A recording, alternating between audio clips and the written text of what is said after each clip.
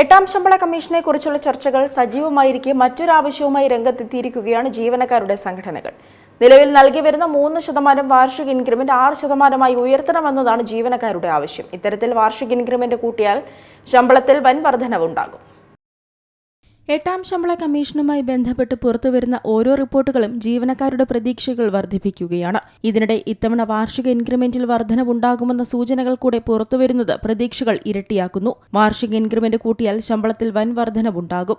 എട്ടാം ശമ്പള കമ്മീഷനെക്കുറിച്ചുള്ള ചർച്ചകൾ സജീവമായിരിക്കെ ജീവനക്കാരുടെ സംഘടനകളാണ് പ്രധാനപ്പെട്ട ഇൻക്രിമെന്റ് ആവശ്യവുമായി മുന്നോട്ട് വന്നിരിക്കുന്നത്. നിലവിൽ നൽകി വരുന്ന 3% വാർഷിക ഇൻക്രിമെന്റ് 6% ഉയർത്തണമെന്നതാണ് ജീവനക്കാരുടെ ആവശ്യം. ഈ ആവശ്യം അംഗീകരിക്കപ്പെടുകയാണെങ്കിൽ ജീവനക്കാരുടെ പ്രതിമാസ വരുമാനത്തിലും ദീർഘകാല സമ്പാദ്യത്തിലും വൻ വർധനവുണ്ടാകും. വർദ്ധിച്ചുവരുന്ന ജീവിത ചെലവ് 3% ഇൻക്രിമെന്റ് ജീവനക്കാരുടെ വാങ്ങൽ ശേഷിയെ സംരക്ഷിക്കാൻ പര്യാപ്തമല്ലെന്നാണ് യൂണിയനുകൾ ചൂണ്ടിക്കാട്ടുന്നത്. കൂടാതെ സ്വകാര്യ മേഖലയിലെ ജീവനക്കാരുടെ വാർഷിക ശമ്പള വർധനവുമായി താരതമ്യം ചെയ്യുമ്പോൾ കേന്ദ്ര സർക്കാർ ജീവനക്കാരുടെ ഇൻക്രിമെന്റ് നിരക്കും കുറവാണ്. ഇൻക്രിമെന്റ് 6% ആക്കുന്നതിലൂടെ സർവീസിന്റെ തുടക്കത്തിലുള്ള ജീവനക്കാർക്കും മുതിർന്ന ജീവനക്കാർക്കും മികച്ച സാമ്പത്തിക സുരക്ഷിതത്വം ലഭിക്കും.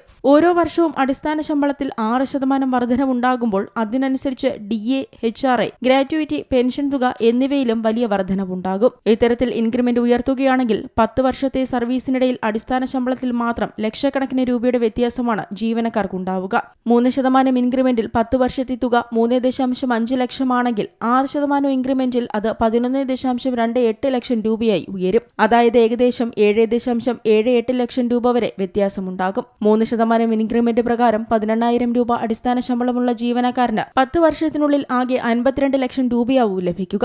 എന്നാൽ 6% ഇൻക്രിമെന്റിൽ അത് 59.79 ലക്ഷം രൂപയായി മാറും. അതായത് ഏകദേശം 7.79 ലക്ഷം രൂപയുടെ വ്യത്യാസം. അതിനാൽ തന്നെ ഇൻക്രിമെന്റ് ഉയർത്തുന്ന തീരുമാനം കമ്മീഷൻ എടുക്കുമോ എന്ന് ഉറ്റുനോക്കുകയാണ് ജീവനക്കാർ.